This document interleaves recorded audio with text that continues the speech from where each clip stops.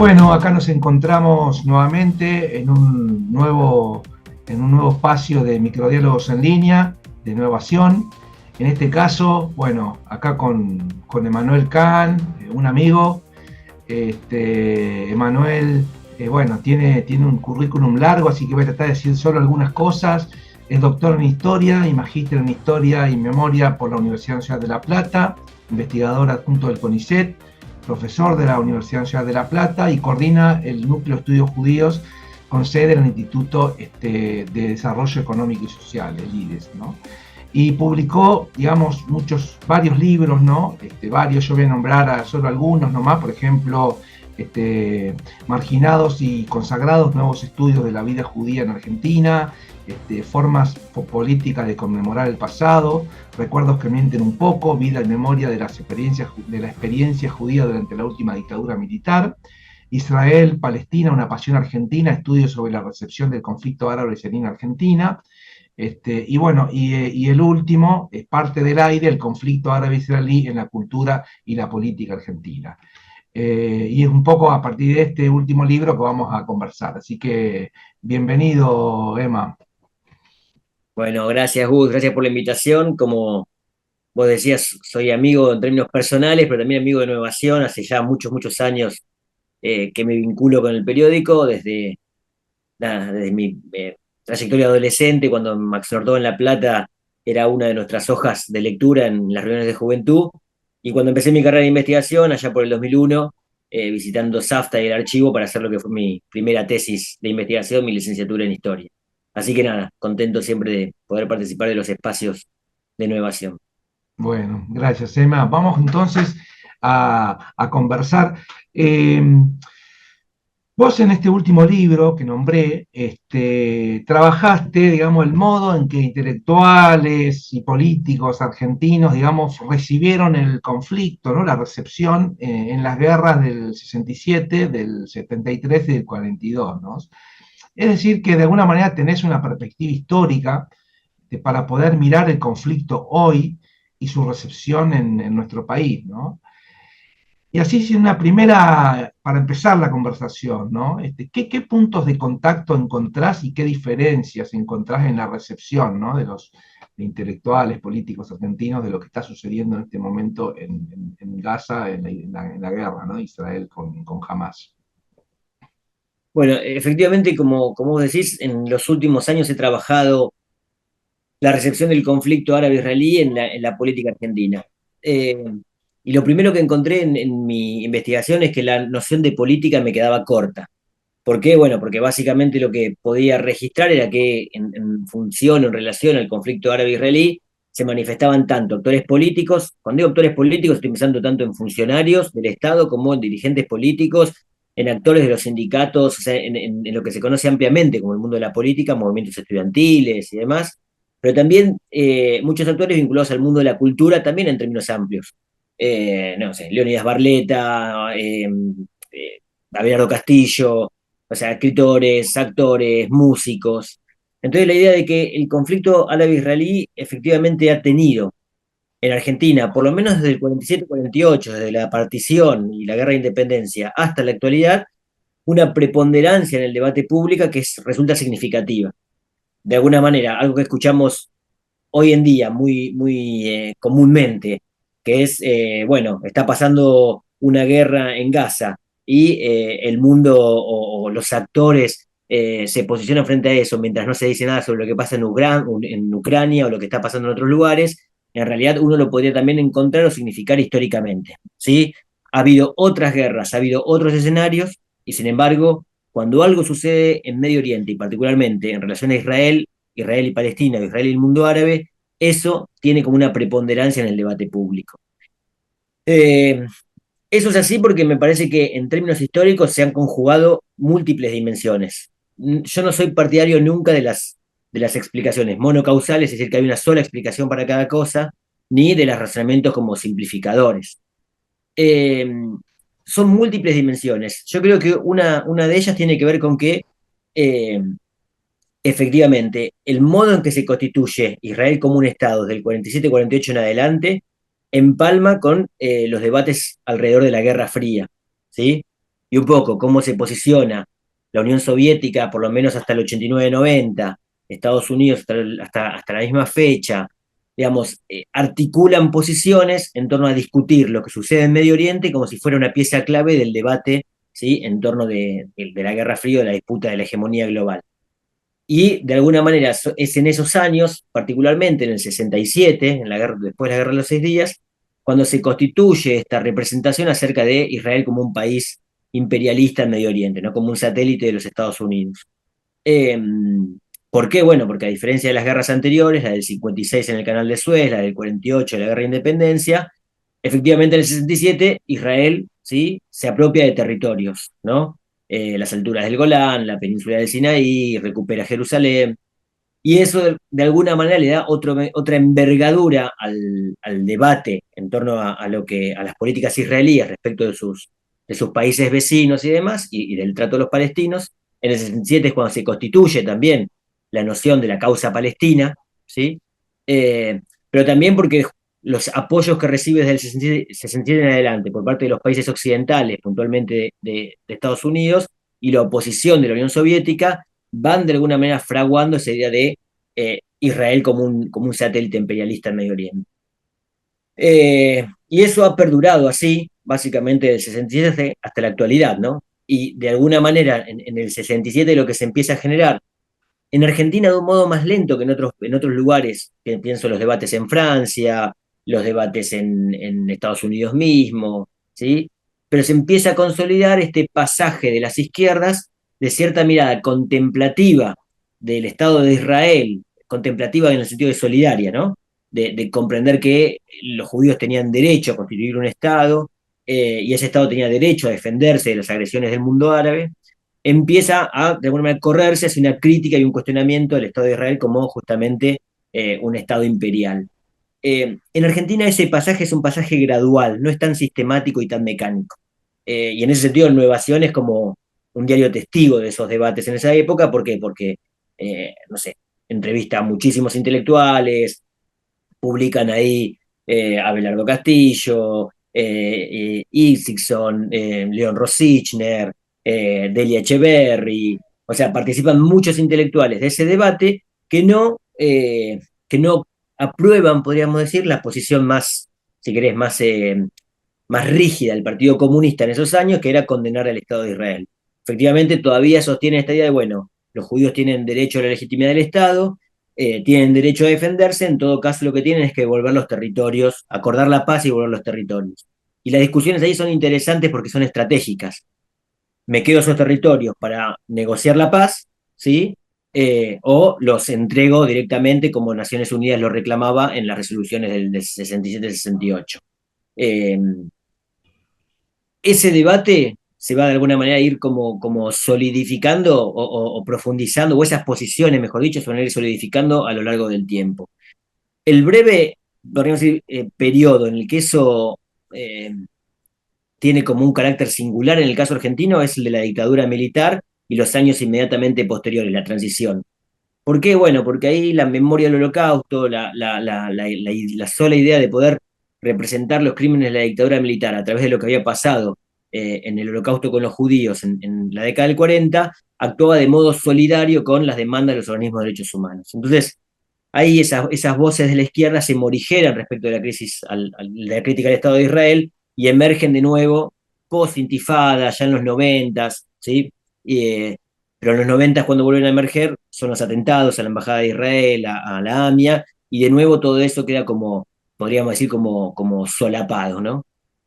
Yo lo que veo en la actualidad es que muchas de esas posiciones en torno a las críticas al Estado de Israel son posiciones que, como te decía, se construyen históricamente, que uno puede encontrar sus anclajes en el 67, pero quizás la diferencia con la actualidad es que en el 67, en el 73, en el 82, vos dijiste el 42, pero en el 82 es la primera invasión al Líbano, es un momento importante porque coincide con la guerra de Malvinas en Argentina. La diferencia con el 67, el 73, el 82, es que en esos años había un debate relativamente profundo en términos políticos y conceptuales en torno al Estado de Israel, en torno a la cuestión del imperialismo, en torno a la Guerra Fría, y hoy me parece que hay una réplica más mecánica de ciertos eslogans que de alguna manera no permiten comprender o no se adentran en un análisis más profundo del contexto del conflicto en Medio Oriente, ¿no? Entonces, muchas veces lo que termina pasando es una réplica de consignas como, nada, Palestina, Palestina libre desde el río al mar, ¿no? Como si fuera, ¿no? Como si esa fuera la posibilidad de resolución del conflicto, ¿sí? Y en realidad cuando en esa sola consigna no hay de alguna manera una composición de situación que permita analizar quiénes son los actores, los proyectos, los programas que están en pugna en Medio Oriente, ¿no? Entonces ahí es interesante, porque incluso aunque se sostenga eso, no todos los países árabes en la región, ¿sí? Acordarían con esa impronta, ¿no? Entonces, bueno, hay algo ahí que se termina como de alguna manera subsumiendo, que es como una política muy contemporánea, ¿no? No creo que sea solo relativa al conflicto árabe-israelí, muy de nuestros tiempos, que es como muy consignista, muy de 140 caracteres, como si la política se pudiera expresar, los debates políticos se pudieran sintetizar en la dinámica de Twitter y que no terminan, ¿sí? De alguna manera de profundizar o avisorar nada, los contextos conflictivos en los que se desenvuelven los actores. Yo estuve como viendo, por ejemplo, llama mucho la atención, ¿no? En cosas que en el libro están y que la verdad que realmente para mí son perlitas y hay mucha gente que estaría bueno que lo lea, porque expresiones de muchos intelectuales, políticos y periodistas, ¿no? En torno al conflicto, va. Voy a citar solo algunos ejemplos nomás. Por ejemplo, el Comité Justicialista de Solidaridad por Palestina Libre, ¿no? Que cuestionaba el sionismo de Cuajo y la resolución, digamos, de la ONU por la partición, ¿no?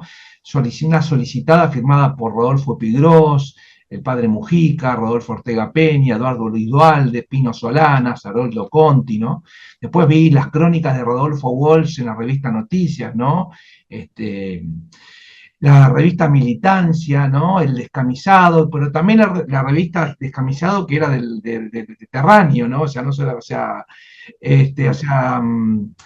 y en muchos casos se dio como un debate público, ¿no? También, ¿no? Se dio como un debate público, por ejemplo, con Nuevación, ¿no? Que era que los intelectuales de Nuevación llamaban a los intelectuales judíos o de izquierda que defendían un poco, que venían a discutir el tema, que entraban en el barro, por llamar así, o en el caso de Timerman también, ¿no? El director de La Opinión, que también, digamos, un poco, también tuvo una participación importante ahí, bueno, incluso también Hermann Schiller, ¿no?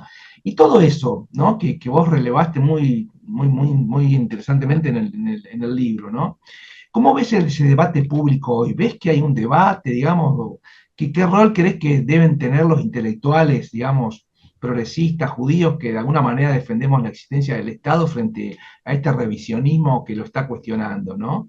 Este, Mira, ahí ¿Se me está parece dando ese interesante. debate, digamos? No, en ese rastreo que vos hacés, una de las cuestiones que yo me encontraba es que en principio los debates o los posicionamientos de los actores, tanto políticos como intelectuales y culturales, eh, se daban en un escenario que era integrado, ¿sí? Que quizás tenía que ver con un símbolo de la época, o sea, no sé, León Rosichner escribía tanto para Nuevación como podía haber escrito para Contorno y luego publicar Ser judío en el año 67, ¿no? Marcos Aguinis podía publicar la novela Los Refugiados en el 67-68 y, nada, discutir en Nuevación o Mundo Israelita, pero también, nada, en los talleres literarios o en los círculos literarios de Buenos Aires o Córdoba. Era un mundo efectivamente en el que estaba integrado, ¿no? Entonces, y las revistas se contestaban entre sí. Entonces, por ejemplo, Nuevación podía discutir, además de con Tribuna del ICUF, discutía con, no sé, la revista Propósitos del ámbito cultural del Partido Comunista, ¿no? Eh, dirigida por Leónidas Barletta. Y esas discusiones eran leídas y reinterpretadas por todos los actores. Entonces Leonidas Barletta en su revista citaba a Nuevación y le discutía a la gente de Nuevación y demás, ¿no?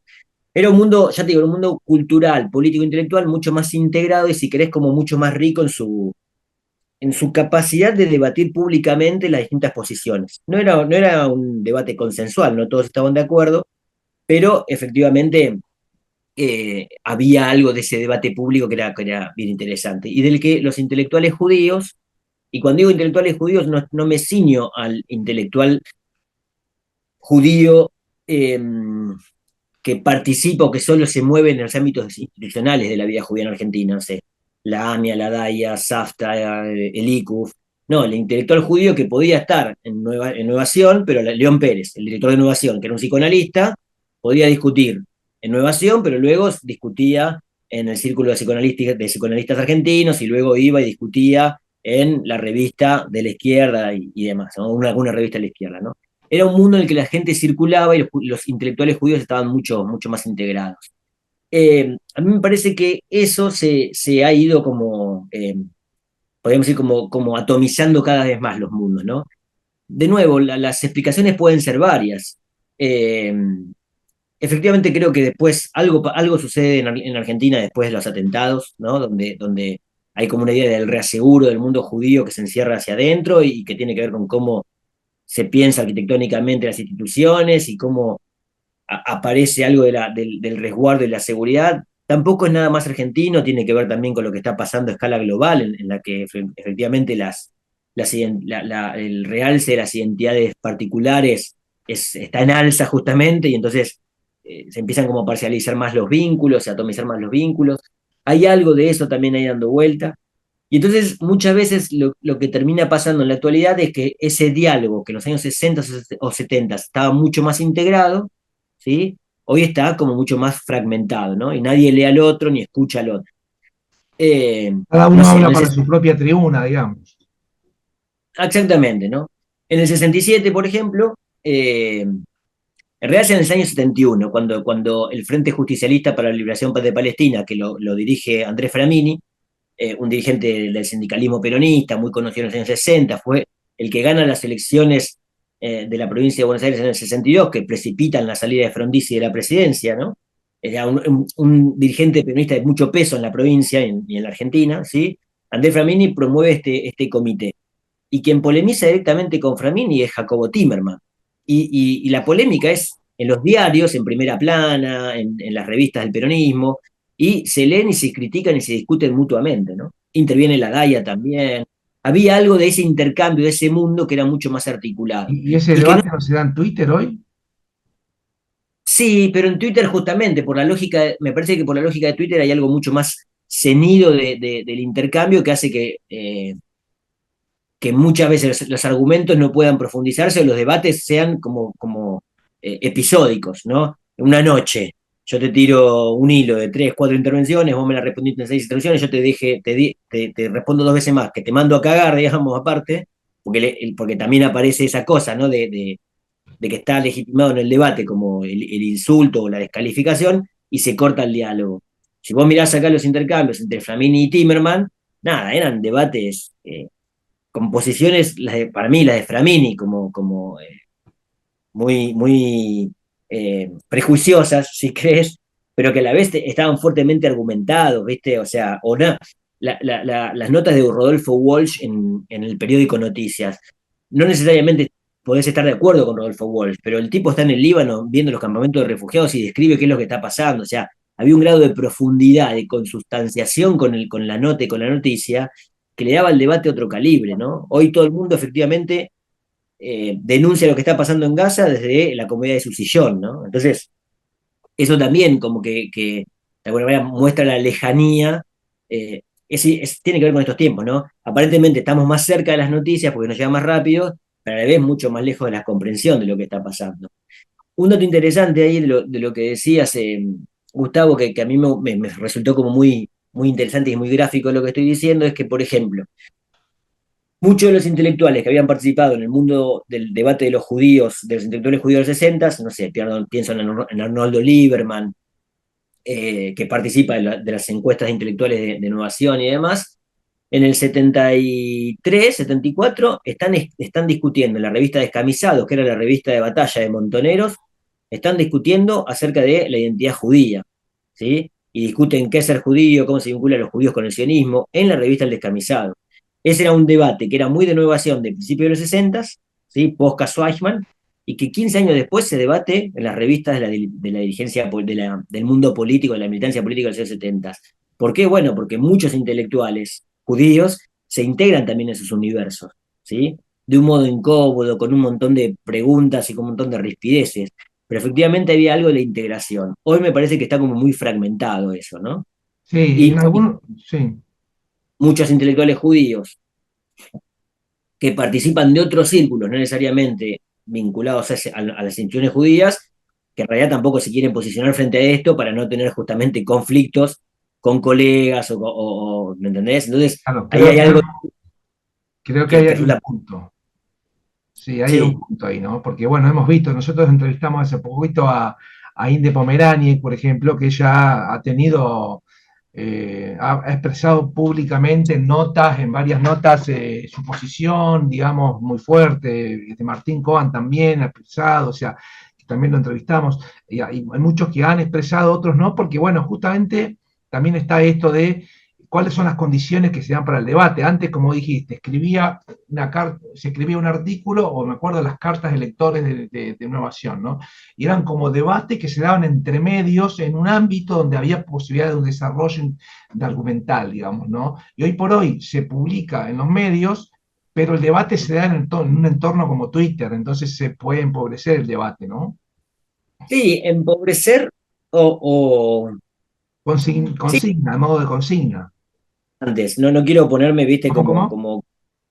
que tampoco me quiero poner, viste, digamos, como un viejo carcamán, viste, que dice que Twitter, viste, no pasa nada. También pasan cosas interesantes en Twitter.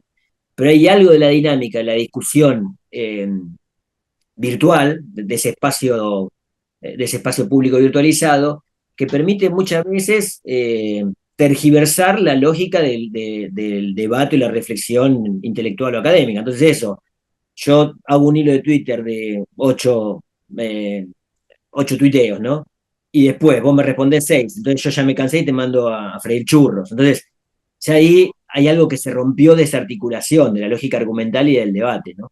Eh, y a mí me parece que en ese sentido habla más de nuestro tiempo, de cierta pobreza intelectual o cierta, sí, ¿no? Como cierto agotamiento de las posibilidades del debate, que también se manifiestan en eso, en una forma de intervenir en la discusión que es puramente de eslogan, de cliché, y que no permite comprender qué es lo que está pasando ahí.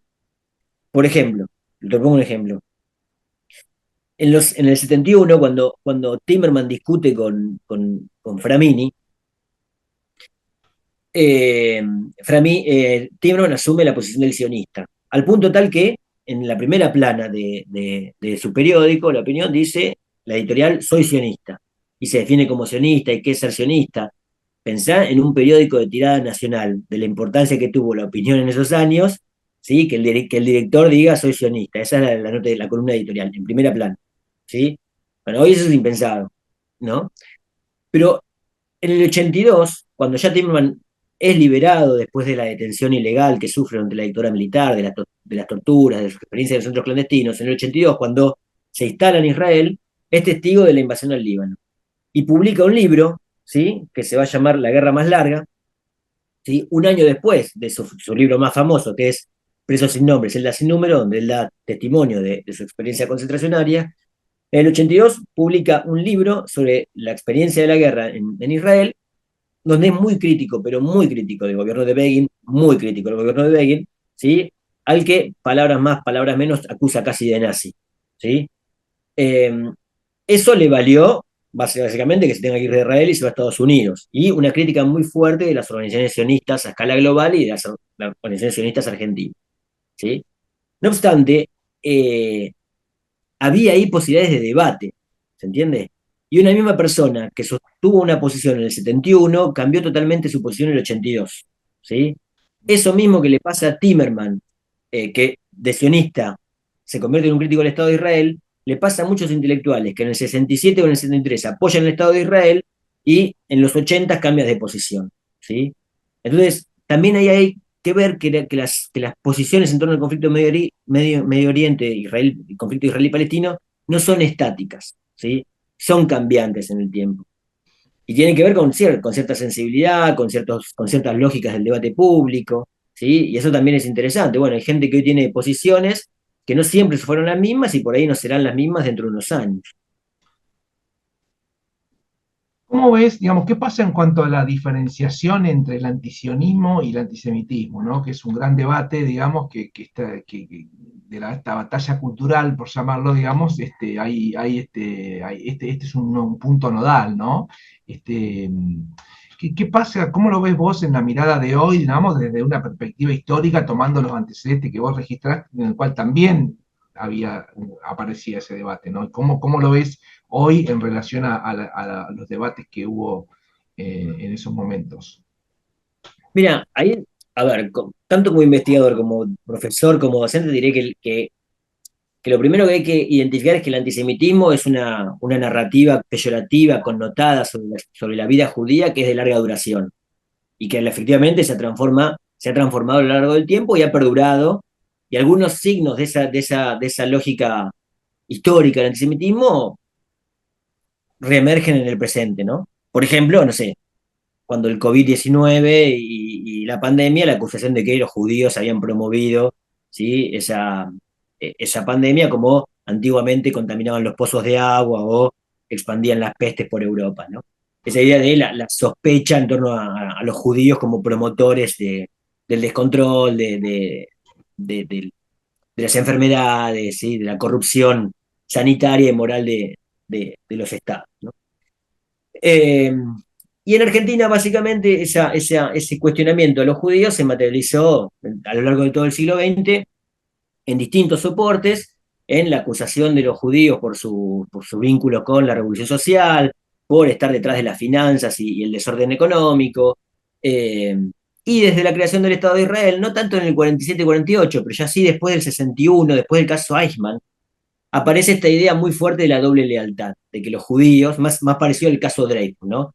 El caso Eichmann porque justamente como entre el 60 y el 61 no se sabe bien cómo se operativizó, si efectivamente fueron el Mossad o fueron agentes judíos argentinos que colaboran con el Mossad, todo eso está bien en nebulosa en los 60.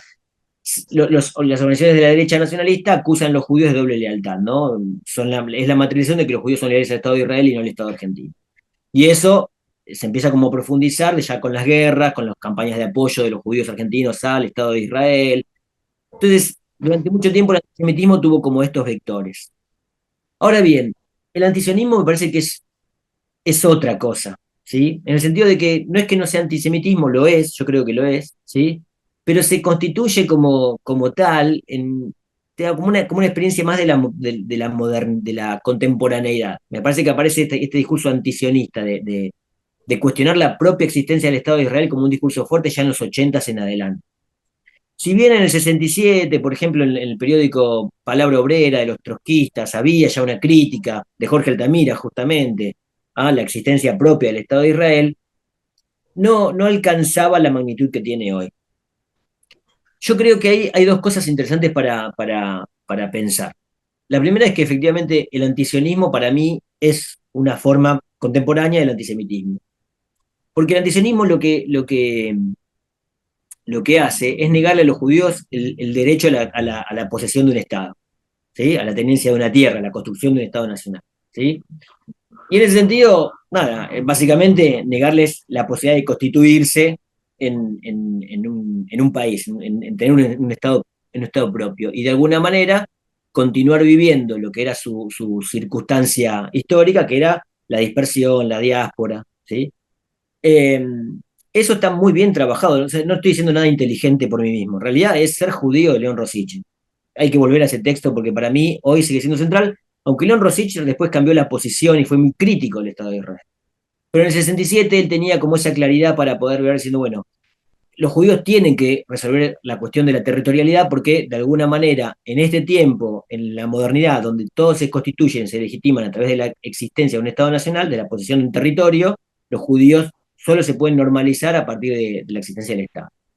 En la medida que vos negás la existencia del Estado de Israel o lo negás a los judíos tener un Estado, bueno, yo creo que ahí sí, efectivamente hay un fuerte componente antisemita, ¿no? Entonces, Palestina, del río al mar, ¿sí? Es básicamente la imposibilidad de que los judíos se constituyan como una entidad nacional.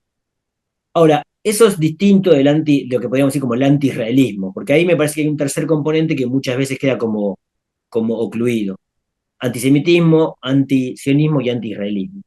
Si entendemos el anti-israelismo como las críticas al Estado o al gobierno de Israel por la forma de tratar la cuestión de los refugiados palestinos, ahí el debate es mucho más engorroso, más gris, ¿sí?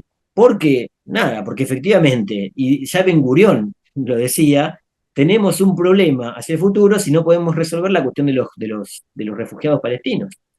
Eh, y lo cierto es que por distintas cuestiones, porque el Estado de Israel intentó resolverlos de muchos modos, porque la autoridad palestina en un momento también intentó encontrar algún tipo de acuerdo, y eso nunca llegó a buen puerto, pero lo cierto es que esa situación no se resolvió. Y no se resolvió de nuevo por cómo actuaron múltiples actores: el Estado de Israel, la dirigencia palestina, el mundo árabe, los países centrales, las Naciones Unidas. O sea, ahí hay un enjambre de actores que han tomado malas decisiones a lo largo del tiempo y hoy estamos frente a un nuevo conflicto. ¿Por qué traigo esto, Gus? Porque me parece que una cosa es cuestionar la existencia del Estado de Israel, que me parece que eso tiene un fuerte componente antisemita, y otra es cuestionar la política de Netanyahu respecto de, Claro. y en ese sentido, yo qué sé, antes del 7 de octubre, yo fui partícipe como oyente de muchas de las actividades. Antes del 7 de octubre hubo muchas actividades muy interesantes organizadas por SAFTA, por Meretz, por Nueva Acción y por judíos latinoamericanos, Sheilat y demás, para de alguna manera poner en circulación qué es lo que se estaba discutiendo en la sociedad israelí respecto del intento del gobierno de Netanyahu respecto de avanzar, por ejemplo, con la Corte Suprema de Justicia. Sí, sí, sí. Entonces, no puede ser crítico del Estado de Israel, o puede ser crítico del gobierno de Israel, mejor dicho, ¿sí? Sin necesariamente ser antisemita, ¿sí? Vamos con la última pregunta.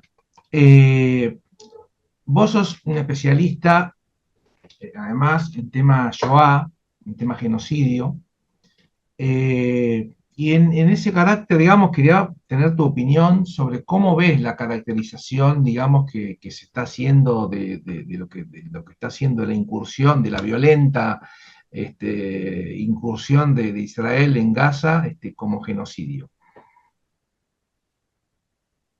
Bueno, es una pregunta difícil para mí porque en términos justamente, no sé si de especialista, pero de alguna manera de alguien que se ha formado en estos temas y que ha intentado pensarlos, sobre todo en términos más pedagógicos, porque lo de holocausto y genocidio yo lo he pensado más a partir de cómo abordarlo en los ámbitos educativos. Ahí, en rigor, la categoría de genocidio es una categoría muy iluminadora para pensar los crímenes del siglo XX, ¿sí? Pero a la vez muy, no digo improductiva, pero muy problemática en un punto, porque justamente como se pensó como una categoría del derecho penal internacional, estuvo ceñida a explicar un tipo determinado de crímenes en un contexto específico. Crímenes cometidos por estados nacionales que tenían que estar demostrada su planificación y cometidos por actos de persecución contra minorías religiosas, raciales, nacionales, ¿sí? Y en la propia discusión del Comité de Naciones Unidas, por ejemplo, los crímenes políticos quedan de lado, ¿sí? Ahora, habría que ver si lo que está ocurriendo particularmente hoy en Gaza, ¿sí?, es genocidio o no, ¿no? Sí, la Corte Penal Internacional está avanzando por esa línea, por ejemplo, ¿no? Está avanzando por ese lado. El pedido del fiscal de detención de autoridades israelíes, de la cúpula de Hamas, o sea, están yendo por ese lado, ¿no? Eh, pero a la vez es el contexto de una guerra, y también las guerras están reguladas. Entonces, lo que se están cometiendo en otro caso pueden ser crímenes contra población civil, no se está atendiendo el derecho humanitario. Hay ahí como un escenario que es complejo. A mí me parece como problemático muchas veces es el uso de categorías, tanto para el caso de lo que ocurre en Gaza como para lo que puede ocurrir en otro lado, categorías que simbólicamente son muy fuertes, pero que después no tienen justamente forma de anclarse en la experiencia histórica en sí, pero a la vez también me parece mucho más sorprendente que frente efectivamente a la crisis humanitaria que se está viviendo en Gaza, ¿sí?, voces de la comunidad judía, ¿sí?, se espanten cuando alguien llama a un cese el fuego, a una mesa de negociaciones, o, digamos, a dejar que entren, no sé, bienes para alimentar a la gente que está en una situación eh, caótica, de crítica, ¿no? Entonces, a mí me parece que también ahí hay algo, vuelvo, para mí hay algo ahí del texto de León Rosichner, de entender el judaísmo como una forma de humanismo a la que deberíamos regresar, ¿sí? Sin cuestionar el derecho del Estado de Israel a defenderse, por ejemplo, después de lo que pasa el 7 de octubre, que es aberrante, pero decir, bueno, está bien, pero hay otra gente que también está sufriendo, ¿sí? Y en función de lo que León Rosichner decía como la internacional del dolor, en haber sido sujetos de persecución, de exterminio durante muchos años, tendríamos que tener una mirada sobre el mundo con otros ojos, ¿no? Bueno, muchísimas gracias, Emma. La verdad, iluminador todo lo que decís. Siempre uno se enriquece conversando con vos. Y bueno, así que te agradezco y te agradecemos mucho. Y bueno, y nos encontramos luego en un próximo espacio de los microdiálogos en línea de Innovación. Gracias, Gus.